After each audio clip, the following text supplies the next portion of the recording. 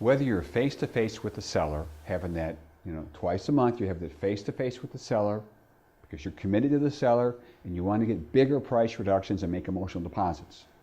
So while you're having it face-to-face, or even when you're on the phone looking for weekly communication, you're saying, what do I say to a seller? If you look at a CMA report and it's got your list of actives, under contracts, all the different statuses, and you can share with the seller of the 17 houses that are for sale in our area. What's interesting, of the 17, 7 of them in the last 7 days have actually reduced their price. In fact, they're with this company, and this company. We want the seller to know that the other brand is not the answer. Because on occasion, the seller is thinking, do I have the right company? Do I have the right agent? When the seller sees there's momentum in the marketplace to reduce the price, in that maybe 50% of the people in the past 30 days have dropped their price and they're still not selling, it tells the seller, who's reluctant to drop their price at all, that those people have still not hit the marketplace, have still not hit the right market price.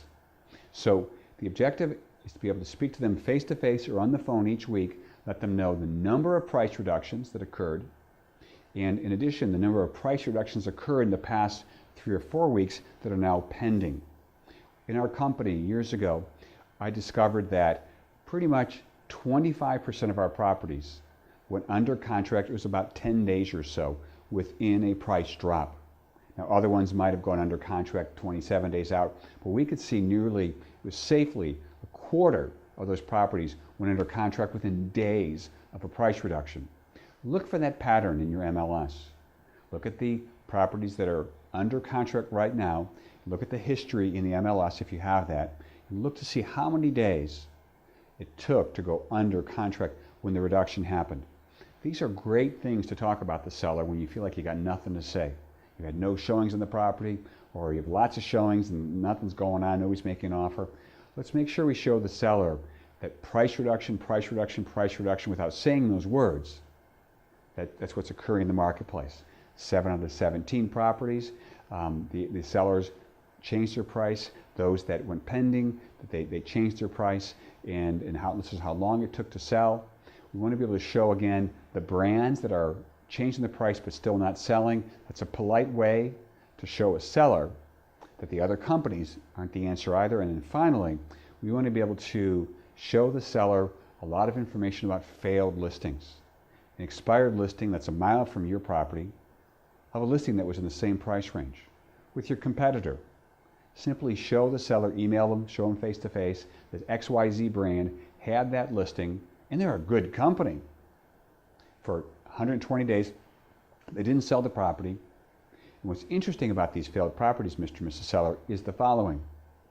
This one was 300 square foot larger than yours, had granite countertops, and a 3-car garage, had all these features that we don't have, and they still failed to sell.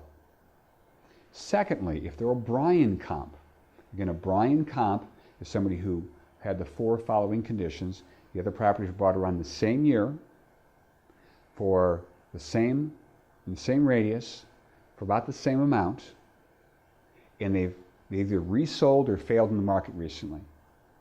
If they're on the market now, and they're asking, a negative, depreciation number, and your seller's trying to get appreciation, and we have all these Bryan comps that are failed listings, to show the seller that those other properties were statistically trying to outperform the marketplace.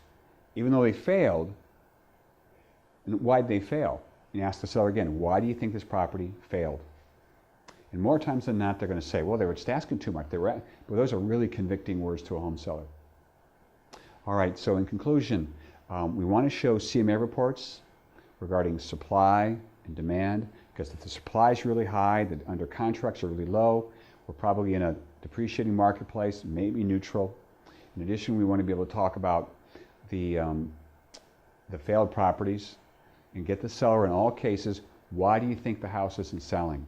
Just stay on that in the kitchen table presentation, all the follow-up face-to-face presentations, on the phone, always asking the seller, why do you think this house isn't selling? All right, thanks for watching.